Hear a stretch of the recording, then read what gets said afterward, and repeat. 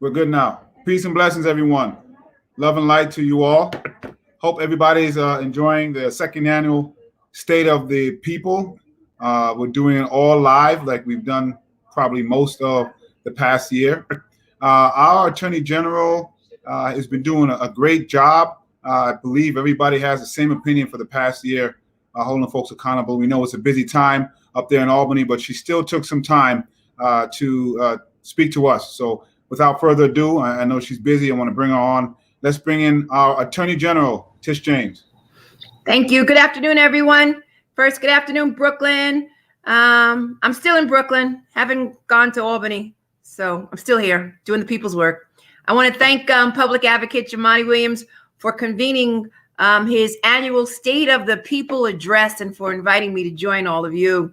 And I, again, want to thank all of my colleagues who have joined Jumaane in this really important presentation to the people. Listen, family, it's been a tough year for all of us. But as everyone knows, New Yorkers are resilient, and we're in the midst of the worst public health crisis of our lifetime. We are also facing a year of racial unrest, racial reckoning. We are also facing a significant number of families are facing economic distress, including so many families led by women, and including communities of color also are struggling as well. And we, again, came out of 4 years of political duress. But nonetheless, I see that soon we are on the midst of a horizon. And I want to thank each and every one of you. I also want to pray for all of those souls who we've lost during this period. May they rest in peace, and may they know that it's really the power of all of us, the voices of all of us who are still amongst the living. We've got to continue to carry on with the struggle. And when New Yorkers come together in a spirit of equal opportunity and shared responsibility and community, there's no obstacle or a challenge that we cannot overcome. And that's exactly what we've seen over the past year. We've seen people looking out for their neighbors, for their communities, for senior citizens, for those who are socially isolated. We've done it in such inspirational ways. And so I am continuing to and will continue to be hopeful because I look out and I see all of you and all that you are doing, thinking about others before you thinking about yourselves. And that continues to encourage me. There are still many challenges, my friends, but I am confident and optimistic that we can make progress as long as we work together for the common good. And as long as we and me and other elected officials recognize that we are here to serve the public and not to be served. And that really is what is the reason why I get up each and every day. As we think about the future of our city, we must focus on protecting our most vulnerable. And while not losing sight of the larger issues we were facing before the pandemic sidelined our progress. And it's important that any state and local budget not be balanced on the back of low income and people of color throughout the city of New York. And it's important that there be equal opportunity and equal access. We can't return back to normal. What we've got to do is, again, redefine the future going forward. And it's also important that we make sure that all New Yorkers have access to the vaccine, because in order for us to, again, redefine the future, we have to get vaccinated. We have to get past this pandemic. And that means getting vaccinated and ensuring that individuals all have access to the vaccine.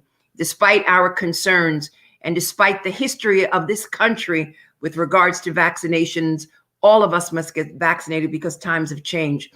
We must ensure that tenants can remain in their homes. We must chart a course to safeguard our planet for future generations.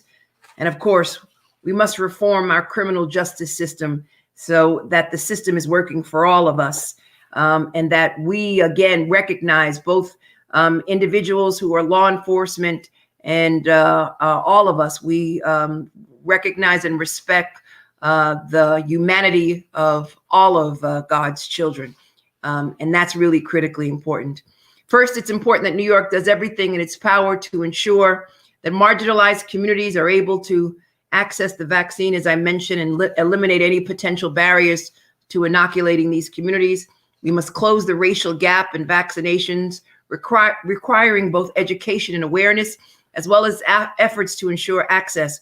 We know that marginalized communities, especially Black and Brown people, have a justifiable skepticism of healthcare providers, given the history of this country and institutions due to the generations of discriminatory treatment. And that intersection of race and experimentation in the history of this country is something that we've got to address and talk about. As leaders in the city, we must all reach out to our communities and networks and let them know that this vaccine is both safe and effective, and that some of the individuals who are responsible for this vaccination look like you and I. And so times have certainly changed. We must make sure that no one is charged a fee for this vaccination, and that is something that my office is focusing on. It's critical that the costs associated with this vaccine not be passed on to individuals, and that we inoculate all individuals, regardless of their immigration status. Everyone should be inoculated. It's critical that New Yorkers be able to receive the vaccine in an easy and in a convenient way, and that there are no cost or insurance barriers for people. I am working to tackle these issues as part of a New York State Vaccine Equity Task Force, and working with Congress to ensure that the fees for the vaccine are not passed on to you, but are passed on to not passed on to Medicaid or Medicare beneficiaries or the uninsured. Vaccine equity and access will be a key to our recovery, and it's a key to our success. Another key factor that we are addressing is housing and making sure New Yorkers can stay in their homes. And that is something that I have been focusing on. My office has been working with law enforcement all across the state regarding the eviction process to make sure that they are aware of the law and that tenants are not evicted and that they are not evicted unlawfully. And so I urge everyone to know that in New York City, all of you have access to attorneys free of charge. You need to call 311. You need to contact your local city council member. All of you who are indigent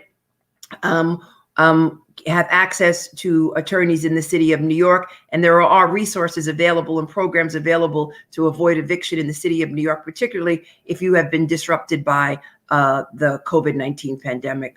We have provided millions of dollars to support legal service providers and housing groups to ensure that all New Yorkers can stay in their homes during this time. In fact, last week, we announced my office more than $3.5 million to help seniors stay in their homes as a result of a settlement that we negotiated. We are also continuing our efforts to combat deed theft and other predatory housing scams that have targeted communities of color, especially our seniors. And so please reach out, protect your neighbors, and make sure that there are no scams that are going on and people are not trying to steal their homes.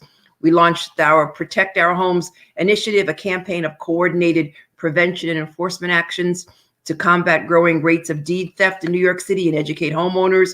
We're still working with the district attorneys and legal service providers on this issue and this crime in the city of New York and throughout the state of New York. There's a multitude of critical short-term challenges that we must face in the coming months, yet we cannot let these challenges distract us from continuing to make progress on the large-scale issues our city face. One of the issues remains climate change. And recently, as you know, we voted, when I was the public advocate, we voted to divest pension funds from fossil fuel companies. And the current public advocate, Jumaane Williams, is continuing in that effort. We must continue to make strides to protect our future and our workers' future. And this decision to divest from fossil fuel companies has long been in the making.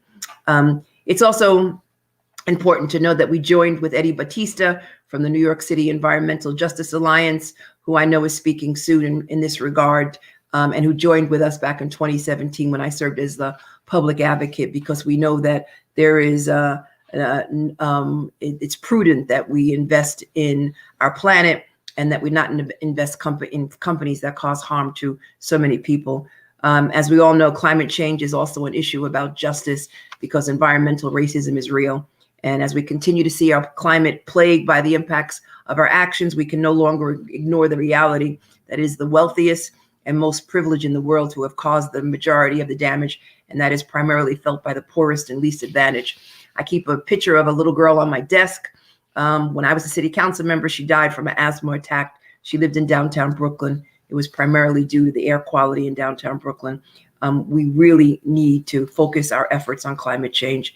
Climate change will continue to be the greatest existential threat to our people. We all see what's happening in Texas, and it's really important that we continue to work together to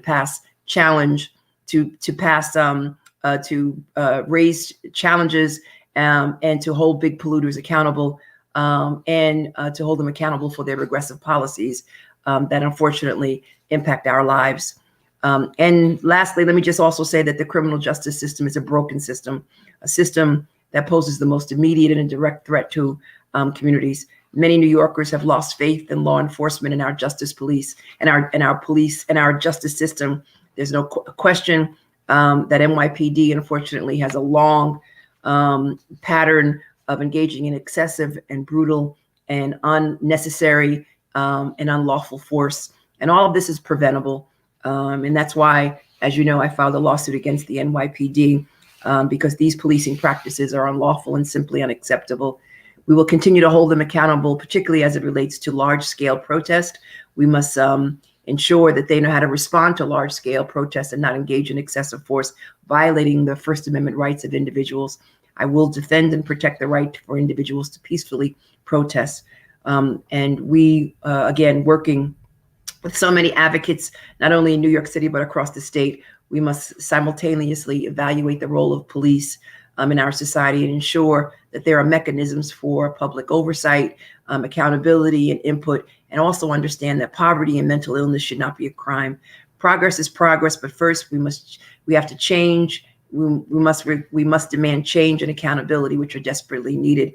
And let's be honest, there are some responsibilities and duties that the police officers are engaged in right now, and they're just not equipped to engage in these functions. And it's important that we have professional individuals, professional social workers, mental health professionals who are engaged in reaching out to individuals who are in the throes of mental illness and who are suffering from other challenges. And I will be pursuing a multifaceted approach to addressing this very issue. And so the future of the city depends on our ability to react and respond. And it's leaders like the public advocate who just jumped on, which means I got to close. And so I say to all of you, thank you for allowing me to say a few words. Congratulations to my good friend, public advocate Jumaane Williams. He's doing a great job. Thank you for all that you are doing. God bless you. And thank you for allowing me to say a few words. Have a good day, everybody. Thank you, Attorney General. Thank you so much for taking the time. We're very happy that the Attorney General's up there doing a good job. I'm trying to fill the shoes that were left as a public advocate. Hopefully I'm doing okay. I think we have our next guest now from Washington. We all know just as much is going on in Albany, even more is going on in Washington, D.C. We have our eyes glued to the screens trying to figure out what's going to happen. But we have here, took some time out to be with us, our Majority Leader, Senator Chuck Schumer, also from Brooklyn, from New York City, making sure that our nation continues to go in the right direction. Peace and blessing, love and light. Thank you so much for joining us. Thank you, Jumaane. Thank you for having me. It's great to follow Tish James, who has done such a great job as our intrepid and courageous Attorney General. And it's great to be with you because you are an advocate par excellence. I don't know if anyone's ever called you that, but you are, and you do a great job. So let me go over, first I'd like to start just by mentioning, because this has some relevance, my January 6th, and then I'll talk about some of the things we're trying to get done in Washington. It's related. January 6th to me could be described as Charles Dickens' novel, A Tale of Two Cities. The first sentence it said, it was the best of times, it was the worst of times. And that was true for me January 6th. You may remember January 5th was the elections in Georgia. We had two Democratic candidates running, Raphael Warnock, John Ossoff. If they won, I'd become majority leader. Well, the election was close. I stayed up all Tuesday night. It bled into Wednesday morning, June 6th. I punched the computer every 30 seconds. What's going on in Forsyth County? What's happening in the city of Savannah? Anyway, at 4 a.m., they declared Ossoff and Warnock the winner. And as you can imagine, my immediate first reaction was just one of joy. This is something I had sought for so long, and it was not easy. And every one of you has had big challenges. They could be professional, they could be personal, they could be family. And when you achieve them, particularly when it's taken a while to get there, when there are bumps in the road and detours along the way, you feel great. And that's how I felt. But within a few minutes, another emotion swelled in me. And the way I describe it sort of is in an emotion of awe. Awe, not in the sense my teenage daughters used to say, "Hey, Dad, that coat is awesome," but awe in the biblical sense. When the angels saw the face of God, they trembled in awe. And it hit me rather quickly, the enormous responsibility on the shoulders of our Democratic caucus and on me. We've had so much that has happened in the last year. The worst healthcare crisis in 100 years, the worst economic crisis in 75 years, the racial scars being ripped open by the murders of George Floyd and Ahmaud Arbery and Breonna Taylor. So much to do. And that was just this year. And then we have to ask ourselves the question, why did so many people vote for such a vile man like Donald Trump? A disgusting, racist, self-centered, lying human being. And the answer is because they didn't have hope. America's an optimistic place, but if you don't think you got hope for the future, these charlatans who peddle racism and bigotry can say, blame them, and succeed. So it hit me the obligation we had for big, bold action that showed the American people that there was a path forward, that we could make their lives better, that they could be changed. And that's why I had a feeling of awe, the responsibility on my shoulders. Well, 4 a.m., I go to sleep, can't sleep really. 7:30, I wake up, get in the car, drive to Washington. At 1 p.m., I'm on the floor for the first time as the putative majority leader of the Senate. I hadn't even given a speech yet when in about 45 minutes, a police officer with a big bulletproof vest on his chest, submachine gun strapped across his waist, grabs me firmly, I'll never forget that feel, by the collar, and says, "Senator, you're in danger, we're getting out of here." And some of you may have seen this. It was on television when they showed the tapes of the impeachment trial. I turned to the right, I walked briskly out a door, but in 10 seconds, I'm running back the other way with the police. I was within 15 feet of these awful, awful, bigoted, lying, self-centered, nasty, violent insurrectionists. Had one of them had a gun, I might not be here talking to you today. And we have to avoid those. We have to avoid people following that lead and instead following our lead. And our lead is a constructive lead of big change. And that's what we're trying to do in this COVID relief bill, in the various COVID relief bills that we have. And that's, by the way, what I try to do with Jumaane in many areas. And one of the areas where we just had success, I want to tell you first before I get into COVID, which shows you what a great advocate Jumaane is. So he and many others, Uprose and Eddie Batista and his coalition and others, had this plan that we should build wind turbines in Sunset Park, that we should let the local folks near the South Brooklyn Marine Terminal get the jobs, and that we would uplift a poor community. So it's a combination of climate, jobs, helping communities of color that have been oppressed. And they were sort of stymied, so Jumaane called me and said, come and make a push for it. We did. Oftentimes when I make a push for something, others follow. The governor and his agency followed after that. And now we have the money, and this is a great, great advantage. And it fits something called the Thrive Agenda, which I know you'll talk about later, which I am one of the two lead co-sponsors with Eddie Markey, which combines bold climate change, creating jobs, helping communities that have been oppressed, all in one big agenda. And that's going to be what we're going to try to do in the second Biden bill. His bill has a lot of those elements. We're going to try to make it tougher and stronger. But in the meantime, we're working on, and one more thing. So now we're going to try to get investment for Arthur Kill and ports elsewhere in the state to do the same thing that we were able to do in South Brooklyn. And Jumaane, I've already raised this with Pete Buttigieg, the transportation secretary, so we can make some progress. Now, COVID relief.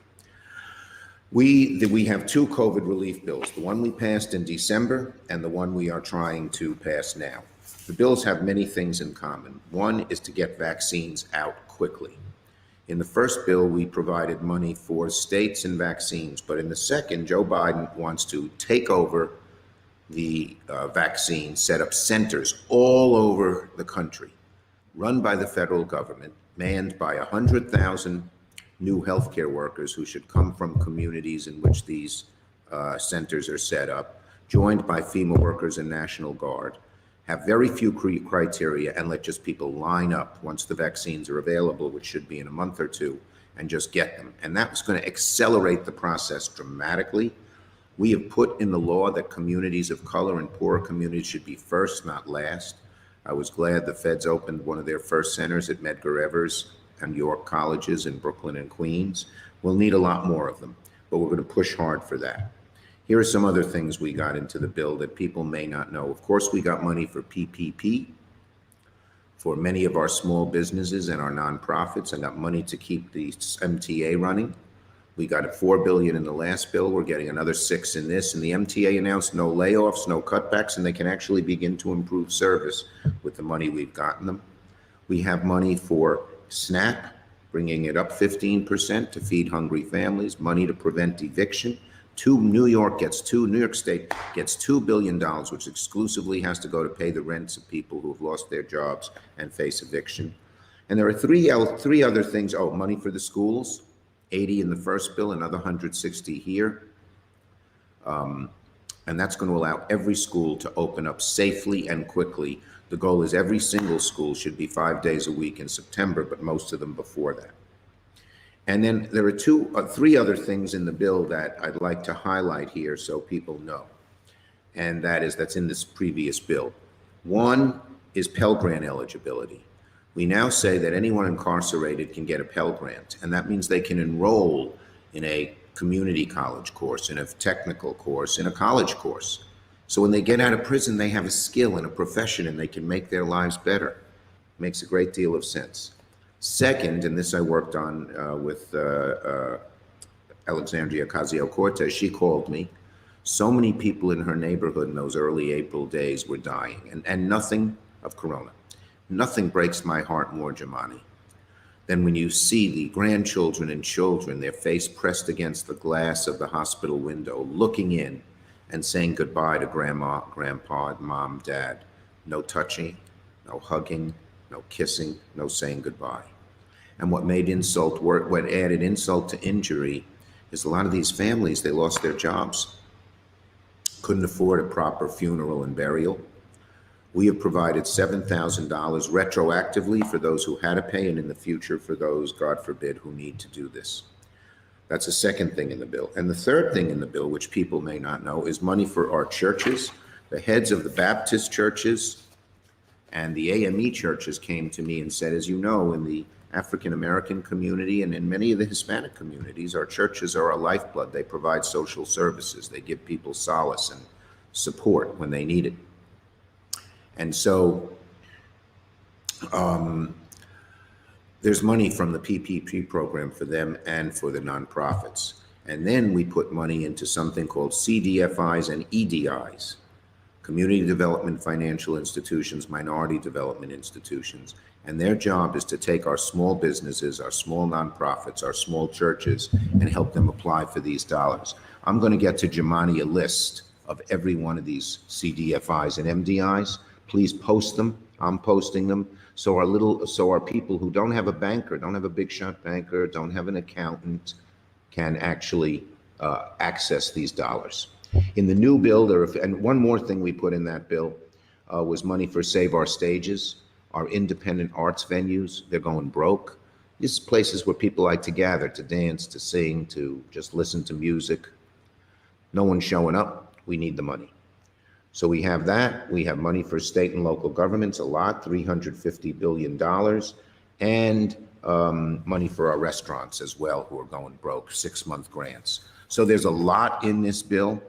We have a lot more to do. All told, in direct aid to New York, which didn't get it in the last bill, $35 billion, $5 billion in aid to the city. So all of you who depend on city money, to do these things should not let the city tell you they don't have money if we pass this bill, because they will.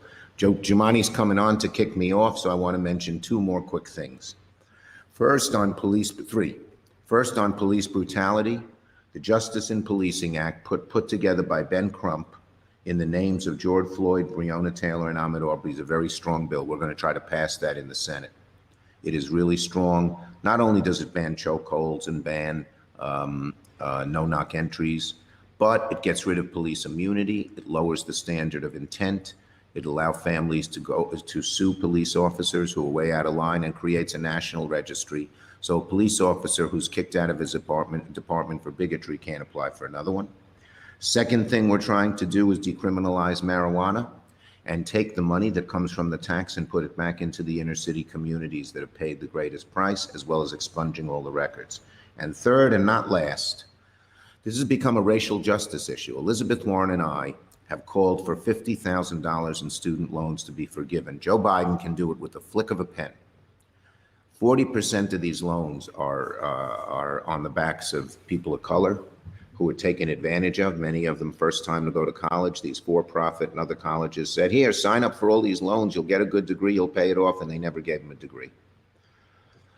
28% of the wealth gap in America between black and white is caused by these student loans. Let's get rid of them. 50,000 would eliminate 93% of black and Hispanic, Latinx people's loan debt. Write Joe Biden, email Joe Biden, tell him he can do it with the flick of a pen. We need to get it done.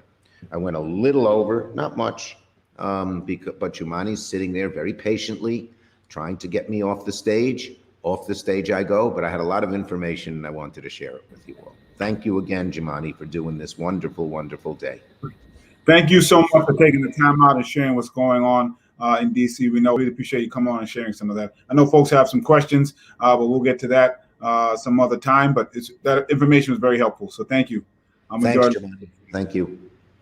Thank you. Thank you. And I hope everybody, I know folks are watching in a number of different places, Facebook, the website, the social media. Appreciate folks being on. We're going to end with Senator from New York as well, Kirsten Gillibrand, who sent us over a video. Couldn't be here live, but really wanted to make sure she shared her message. So I'll be back at 6 p.m. I'm hoping to see you there, where I will give my full speech, the state of the people. Till then, please enjoy the day. Also, please don't hold on to this information. Please share it with other New Yorkers. Peace and blessings, everyone. Love and light to you all.